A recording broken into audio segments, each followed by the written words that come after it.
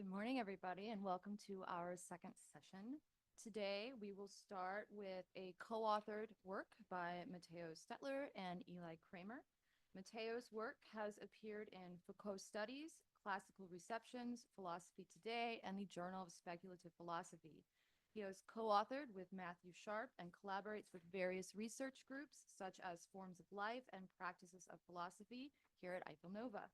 He currently has a postdoctoral research position at the University of Bologna.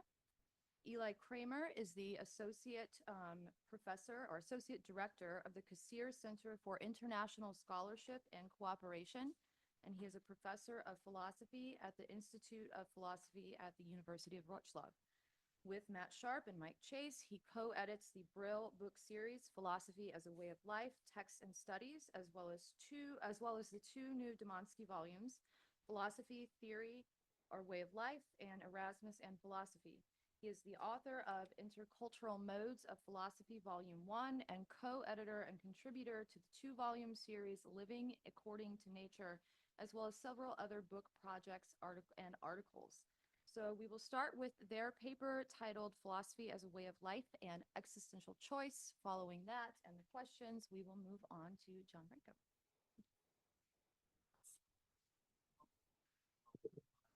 What about here? Is this okay online? Here, I'll get closer. I think with these mics. Online, just give us a flag if you can't hear. That's fine. It's fine. Okay, good. Okay. Thanks everyone for having us. Forgive me if I seem a little distracted. I had some nice from 2 to 5 a.m. last night jet lag. Woke up, still adjusting from the U.S. So I'll do my best with sort of in between worlds at the moment. All right, I'm going to go ahead and get started, but the same as everyone else, we're working on the ideas here. We haven't fully digested them. We'll be really grateful for feedback. Nothing set in stone, but we want to try some things out. With that said,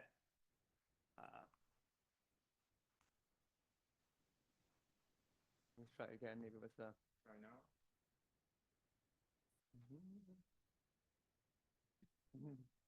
Aha, wait. There we go. Okay, we're going to start with this quote from Hadot. In my youth, I illustrated this to myself by the way of a bicycle's movement provides for its lighting. In the night, one needs a light that illuminates and allows one to guide oneself. That is theoretical reflection. But in order to have light, the generator had to turn by the movement of the wheel. The movement of the wheel is the choice of life. Then one could move forward, but one had to begin by moving for a very short time in the dark. In other words, theoretical reflection already presupposes a certain choice of life. But this choice of life can progress and define itself only as a result of theoretical reflection. So Pierre Hadot provides a powerful image of the relationship between the choice to live a philosophical life and the theoretical reflection that guides and shapes it. As his metaphor so aptly shows, this is not a chicken or egg paradox, but rather a dynamic activity of developing human beings with much trial and refinement.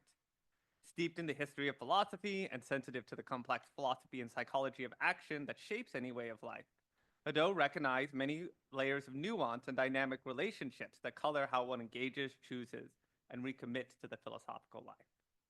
That said, despite being overall well received, Pierre Hadot's Philosophy as Way of Life, PWL will also use that shorthand in this presentation, scholarship has attracted criticism in recent years for its reliance on the notion of choices of life. Two related types of criticism can be distinguished. Some scholars, Francois Renaud, Mary Antonaccio, Thomas Flynn, and Daniel Del Nido, have pointed out that Hadot's notion of choice of life and the priority that he ascribed to the latter over philosophical discourse might be open to the charge of anti-intellectualism or even irrationalism, which reveals a problematic commitment to a form of what they consider dangerous voluntarism or decisionism. All right. So, in the first section of this presentation, we'll try to survey these critics of Hadot's account of the choice of the philosophical life on grounds that it leans too strongly towards an existential voluntarism that risks giving way to putative irrationalism, as we just described above. We also assess a more significant concern about whether Hadon's own use of existential choice is perhaps at least somewhat anachronistic in interpreting how philosophers chose and engaged in the activities of particular schools in the ancient world. While a closer reading of Hadot can address many of these critics, including even some issues of translation, deeper splits between those who desire to analytically dissect the critical life of ancient philosophers, those who have a descriptivist methodological commitment to the study of ancient philosophers putatively on their own terms, and those who want to carefully draw upon a more sophisticated human psychology and philosophy of action in the context of careful philological contextualization to interpret the choices of the ancient philosophers will become apparent.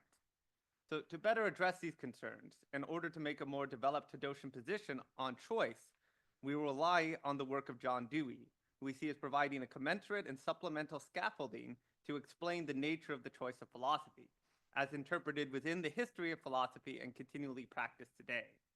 Dewey we see as sharing the fundamental sensitivity to human decision-making and the habits that shape it that Hadot has, and facing similar criticisms, developed a strong corpus to articulate and defend his position. They both pushed against understanding human rationality and action, discourse and way of life in dualistic terms. This is why Dewey is particularly helpful to develop the Hadocian line and challenge the more analytical, rational position on choice in the PWL literature. So we will build upon and develop Hadot's perspective through Dewey to situate a more explicit philosophy and psychology of action as drawn upon in contextualized study of the history of philosophy.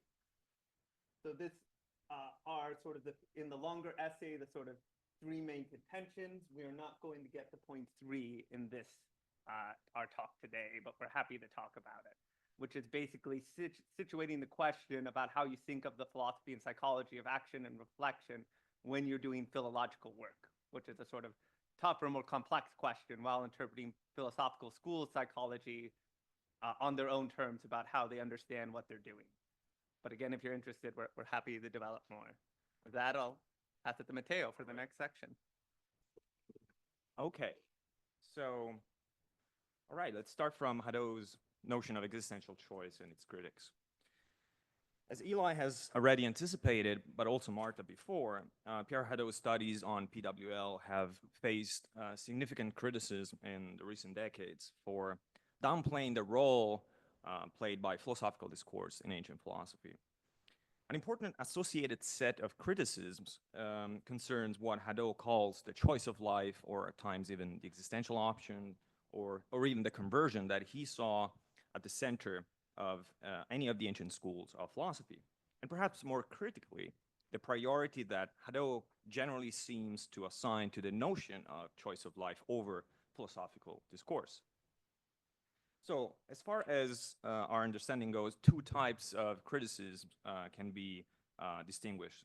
At a first broader level, Hadot's notion of a choice of life or an existential option, as Eli has already anticipated, is open to the charge of anti-intellectualism, anti-theorism, or even irrationalism, because it seems to point towards a form of voluntarism or decisionism, which, whether it originates with existentialist philosophy or medieval philosophy, is in any case foreign to ancient thought or in some other way problematic or paradoxical. A second type of criticism is that of John Cooper, who seem to develop a more refined and precise position. Cooper is in fact uncomfortable with Hadot's use of the term existential choice, not because this seemed to originate with existentialist philosophy, and thus to constitute a kind of anachronism when applied to ancient philosophy, but because in his eyes, there is nothing particularly existential about the ancient choice of life, at least as he qualifies, the choice of life of joining a specific school of philosophy, so let's say the Stoa rather than Epicurus's garden. So Cooper really wants to pressure Hadot into making an important distinction between two different choices. So the general choice of becoming a philosopher, someone living according to reason, and the individual choice of joining a specific school of philosophy. Only the former choice, only the general choice of life is worth attaching the qualifier existential to, because the latter choice, the specific choice of life, he claims, is based on the rational examination of the truth claims produced by every school of philosophy. So we contend that there are two interrelated levels of misunderstanding at play here, a linguistic and a conceptual one. So let's start from the linguistic. So whenever Hadot speaks of a choice of life, of a choix de vie, he generally refers not to a mere decision or the expression of a preference by an individual. Instead, for the most part, he seems to use the term in the sense that it can convey in Romance languages such as French and Italian, namely as an option, as an alternative among the many that seem to be on offer. Even though, of course, we have to concede that an option, generally, implies something that is intentionally picked by someone. This is likely the reason why Hadot oftentimes uses the notion of existential option as a synonym of choice of life. This choice or option is simply, for Hadot, quote, an existential attitude. That is, the experience of certain inner states and dispositions, among the many that seem to be available to human beings when they try to find a rational solution to the very, very practical problem of living. As he says, the choice of the good, as in Plato, the choice of pure pleasure, as for the Epicureans, etc. So, of course, this ties well with Hadot's conviction that the philosophical schools of the ancient world are nothing but, as he says, quote, models of life, fundamental forms in accordance with which reason may be applied to human existence, end quote. So whether we find this proposal convincing or not, it is from this point of view that for Hadot, we can talk about the existence of a universal stoicism or a universal Epicureanism and so on. So moreover, a conceptual misunderstanding seems to have been built on top of the linguistic one. In fact, when talking of choices of life and their priority over discourse, Hadot has primarily in mind the founders of the philosophical schools and not any of their subsequent followers who actually chose to join the school. So he's really thinking first and foremost about those people who first came up with, or in a very real sense, discovered a specific existential attitude and then decided to develop its implications in a discursive form. So let's say he's really thinking about someone like Zeno, right, who first stumbled upon the characteristically Stoic attitude of coherence with oneself, and then developed a whole theory of the coherence of the universe. Now, even if we were willing to accept all these qualifications and concede that this is in fact the most important sense in which we should understand Hadot's notion of choice of life, a question remains, right? So what about the actual choice that the followers of the ancient schools had to make in selecting their preferred existential option? Does that choice precede philosophical discourse according to Hadot? So here comes into play an aspect of Hadot's framework that, for a variety of reasons, has rarely been appreciated, I think. In fact, Hadot makes the case that philosophical discourses are not only there to justify a posteriori the choice of life, but at the same time, they allow one to communicate that choice of life to others.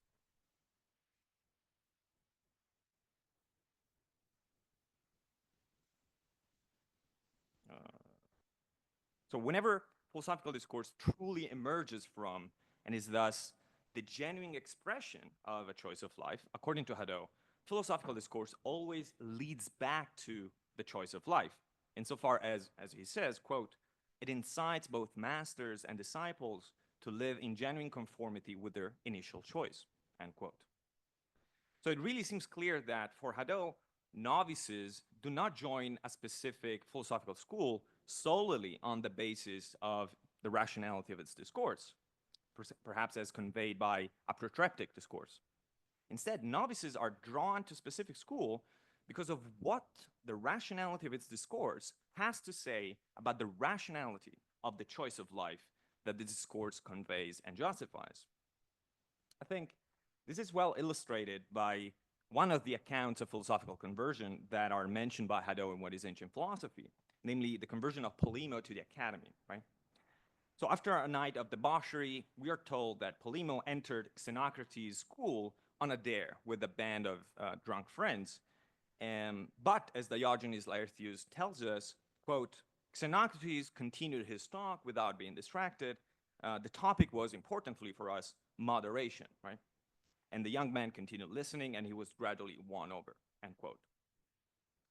So as it's evident from this example, Polemo was really convinced to join Plato's academy, not so much because of the rationality of Xenocrates' arguments, but because of what the rationality of his arguments implied in terms of the rationality of the moderate choice of life that was prescribed by Plato to his followers, and the irrationality of the dissolute choice of life that he had followed up until that point.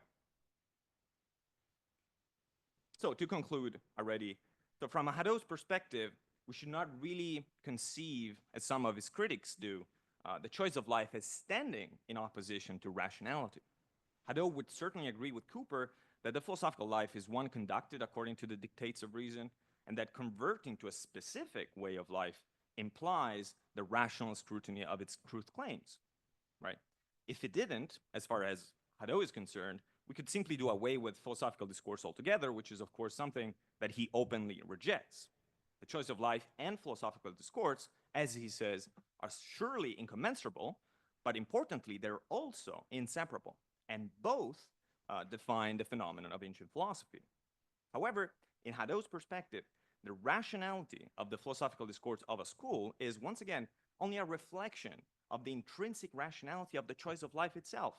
For, as Hadot puts it, throughout the history of ancient philosophy, in order to establish the rationality of their choice of life, philosophers must rely on a discourse which itself aims, as far as possible, for rigorous rationality. So the personal choice that one makes in joining precise as a singular form of philosophical life, as Hadot says elsewhere, is made because when one is exposed to and scrutinizes the philosophical discourse that expresses that choice of life, such form of life comes to be considered, as he says, in conformity with reason. And now I'll leave the floor back to Eli for the second part of the presentation. Great. So now we're going to do sort of adding Dewey here to sort of develop this line we're discussing. So toward a Hadotian philosophy and psychology of action as philologically contextualized. So with these initial rebuttals and clarifications in mind, we are in a position to develop a more explicit account of the choice of a particular existential attitude and the choosing and re-choosing of the philosophical way of life, which Hadot was philologically attending to with a carefully contextualized interpretation of human psychological disposition. So John Dewey was also critiqued for a volunteeristic position to diminish the role for contemplation and the life of the mind in the name of vulgar instrumentalism. Similar to Hadot, whose notion of conversion is in fact rooted or at least connected in a pragmatist understanding, Dewey also sought to clarify the vital role of intelligence, especially in philosophical deliberation. There's an interesting connection to a religious studies scholar, Knock, which we can't talk about here, through William James's variety of religious experience. So that's the pragmatist connection. Dewey also sought to clarify the vital role of intelligence, especially in philosophical deliberation. He preferred intelligence to reason in his terminology, as he saw the latter as overly hypothesized in a way that leads to the sort of problems we are dealing with in this essay. As someone who spent the focus of his career on the nature of intelligent inquiry, philosophy, and action, Dewey did, however, develop a much more extensive account of choice and action that can help clarify the Hadotian position and develop it. While we cannot go into, nor would want to, Dewey's full philosophy and psychology of action here, we will point to some of its key points that are relevant and help develop the position we want here. Perhaps most central to Dewey, as for Hadot, is to overcome what he saw as a bad habit in Western philosophy to make an absolute dualism between rationality and action, between discourse and what is lived. Philosophers who would treat rationality as an absolute value that can be pure judge, jury, and executioner of all volitional, emotional, and putative irrational parts of the person tend to miss the insight of the pragmatic account of action. This is a little more on that.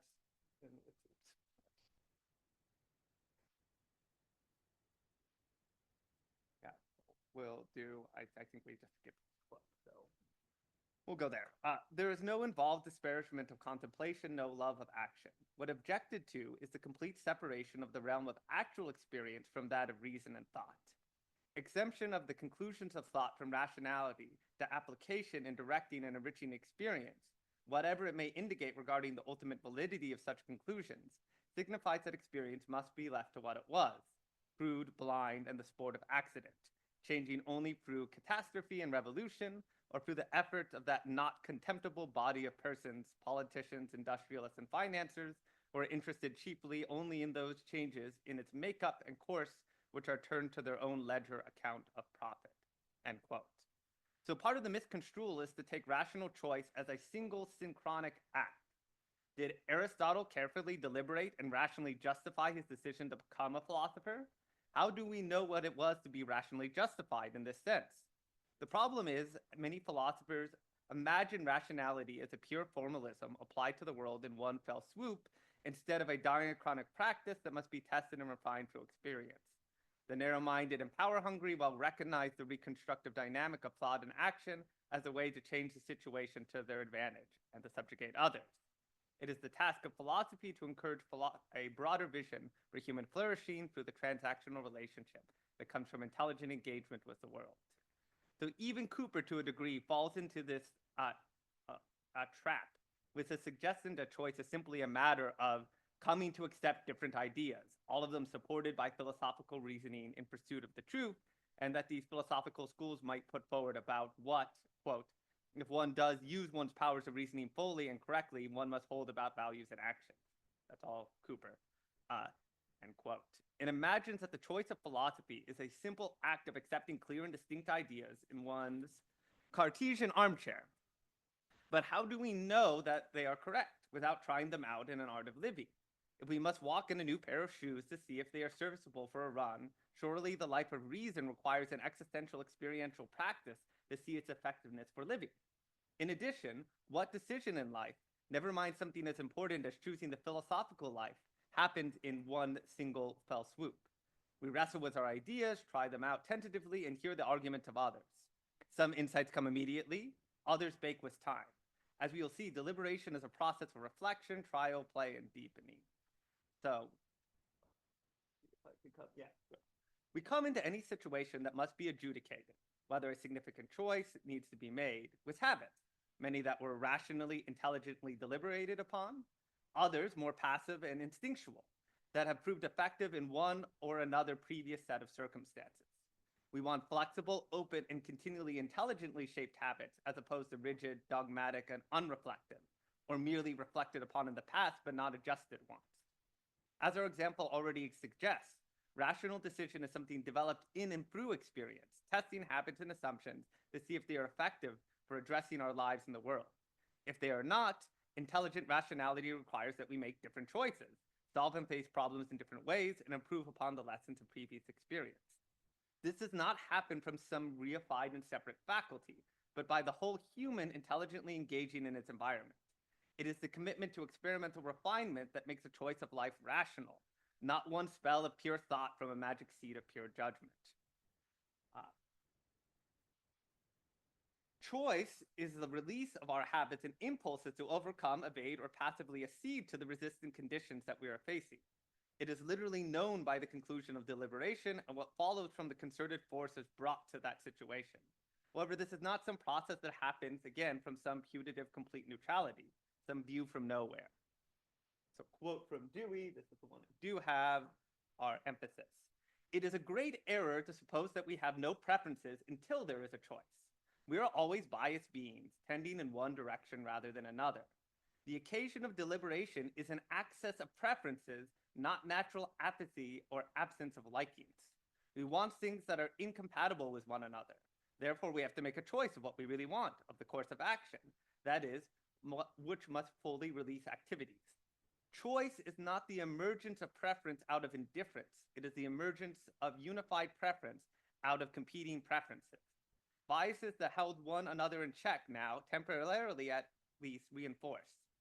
All deliberation is a search for a way to act, not for a final terminus. Its office is to facilitate stimulation. Hence, there is reasonable and unreasonable choice. To put it succinctly, the choice or, quote, decision is reasonable when deliberation is so conducted.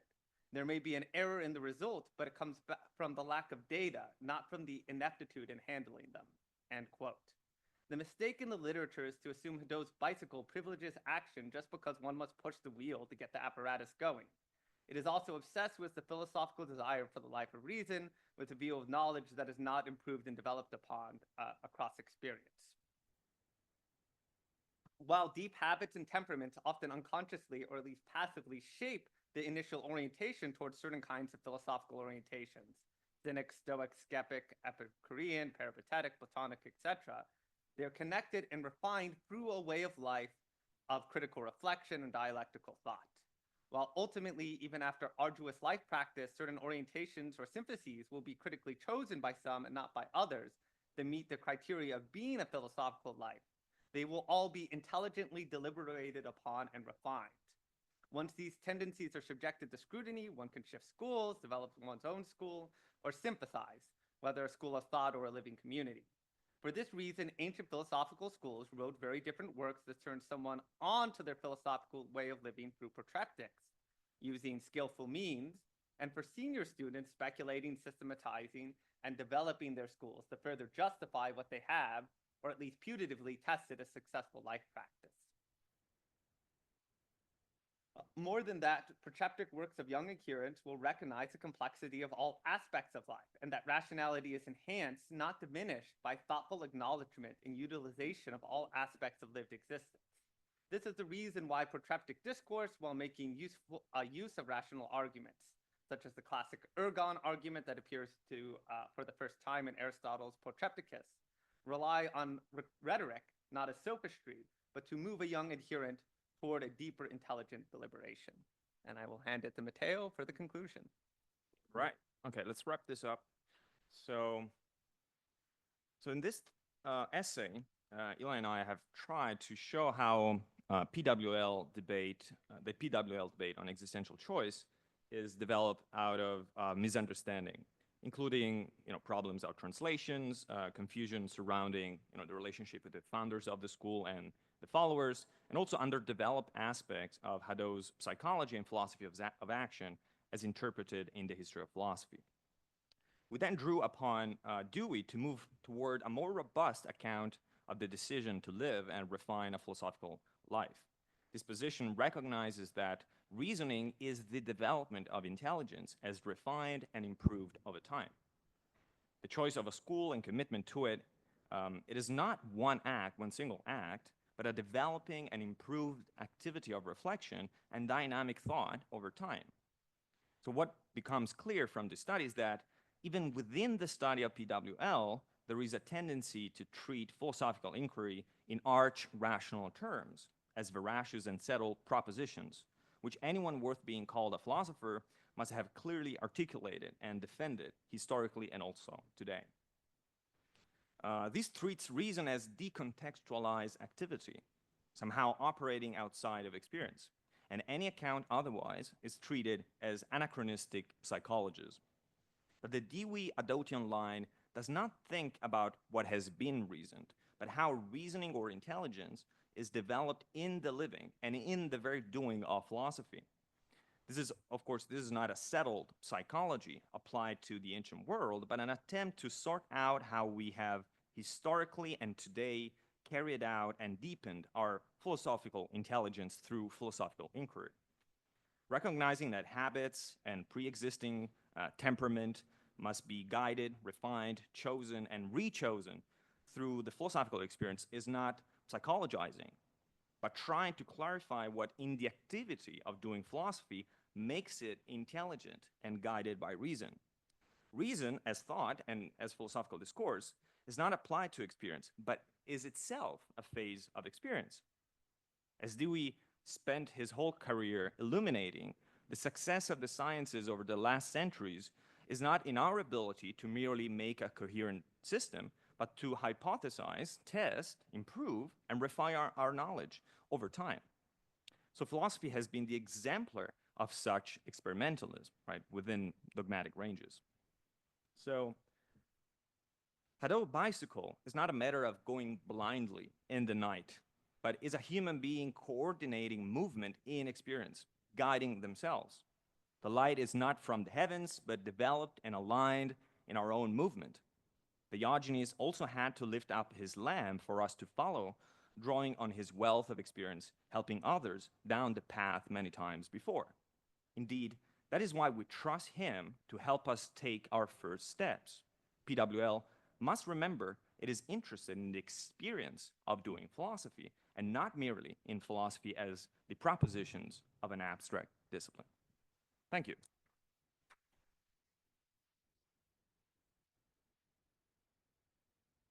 Have we managed to?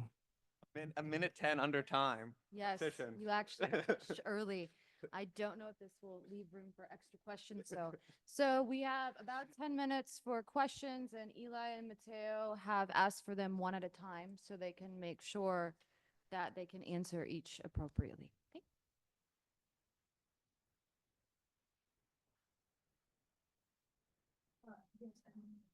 Oh, okay. Thank you very much. I believe that one of the objectives of this conference is to have a confrontation of the future papers. Yeah.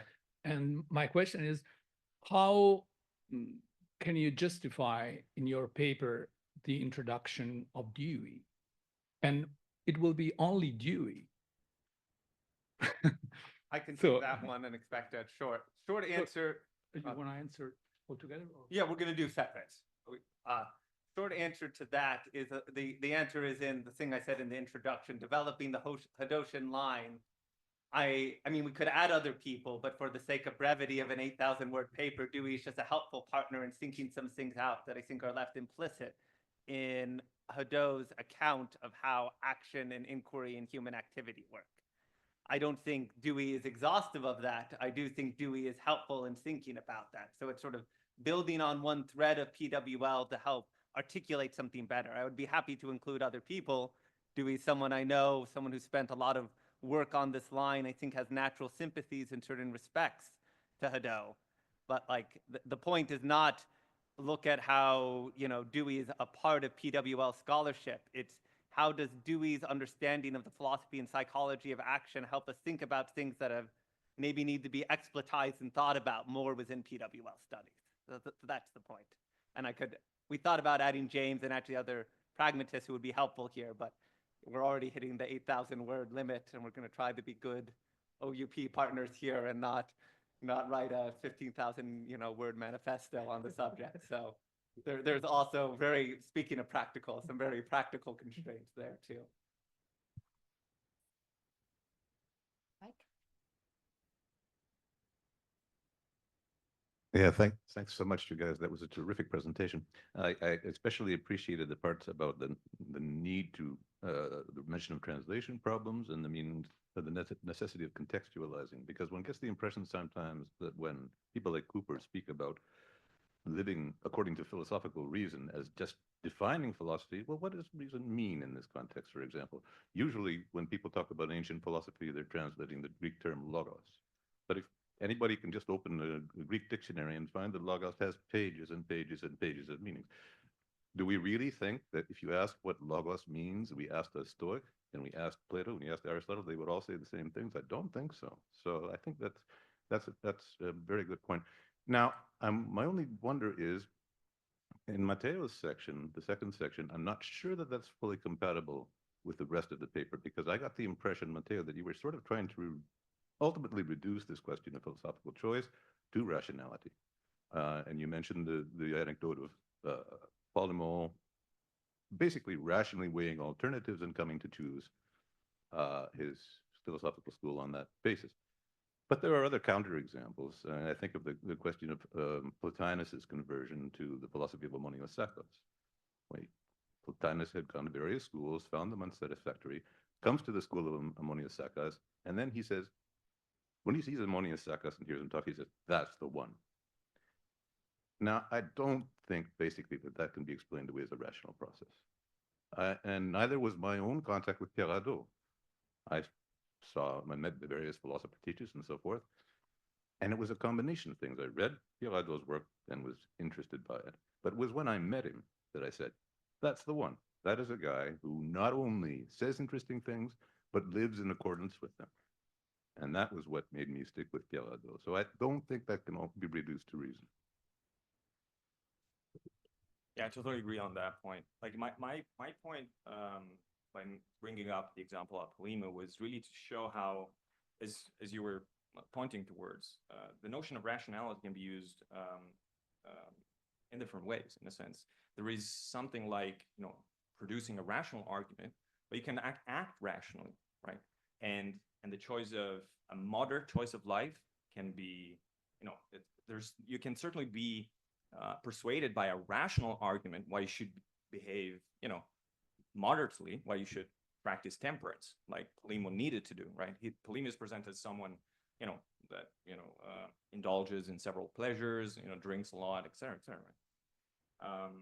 My point there was that the rationality of the argument, right? I brought that up because I think it showed well that Polemo could not have been only interested in the rationality of Xenocrates' arguments, but precisely what he was really interested in it's how he should behave, right? That the rationality of Xenocrates' arguments really reflects the rationality of the choice of life that he, eventually picked and chose, right?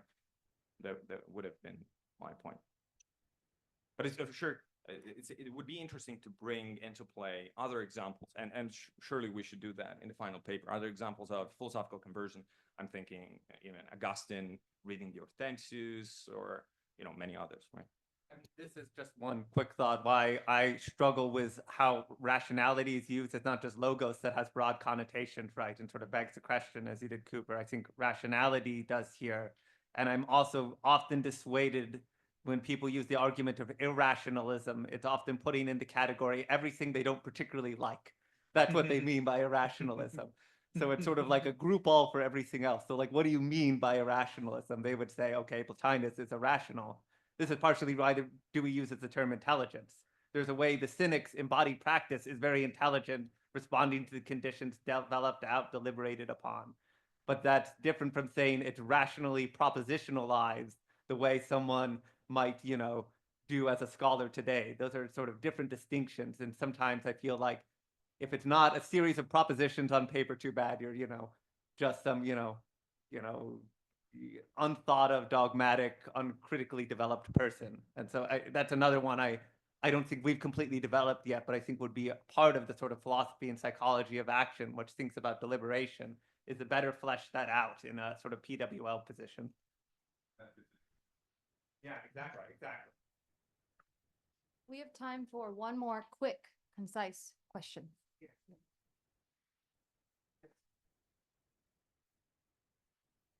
Yes, thank you very much for your presentation. It's just a follow-up. Now we are discussing here rational or irrationalism. We are thinking dialectical terms. I have thought several times, would we rather address this as a sort of a-rationalism, not thinking of rationalism and irrationalism, but instead something like a-rationalism? I think it's maybe a very good way of thinking about these issues, not in a dialectical way of thinking, yeah? What do you think? So two thoughts. One is, again, I'm probably partial, but I like the pragmatist, like unintelligent or undeliberated upon. Was there things that were done impulsively, or was there time taken that you don't immediately react to the situation, think about problems, develop, refine your activity? Sort of gets to the Navy a-rationalism part. I think another part that's hard and sort of undeveloped is there's a lot, for example, I mean, Hadot even brings it up in What is Ancient Philosophy about the sort of question of the dogmatism of the Hellenistic schools. But there's a sort of question of what's developed habit of reasoned activity that you sort of figure out over time what it helps you with. So, you memorize your phrases about what to be, how the gods work, how the world works, and then you see over time how that shifts your life. You may not see the rationality of it. It sort of seems like it's passively habitualized, but has a sort of reasoned activity. So I don't want to say, I guess that brings up the other point. I think sometimes even irrationality is deceptive because there are many tools of practice that cultivate rationality, intelligence, but you can see it in so many pre-modern practices where you actually learn the practice first, and then over time, the sort of deliberative effect is produced. And I think those sort of subtleties are missed when we don't sort of layer it. I don't know. I think we probably need a whole group of conceptual distinctions here that are not really available. That's really answer, and I don't even have all of them to make those subtleties clear. Right. The fundamental point that at least I was trying to make in my own part was that, and I think that's really Hadot's point, that we should not conceive, the choice of life and the priority that he ascribes to the choice of life over what he calls philosophical discourse. We should not, create an opposition between that choice of life and rationality. Right. Thank you.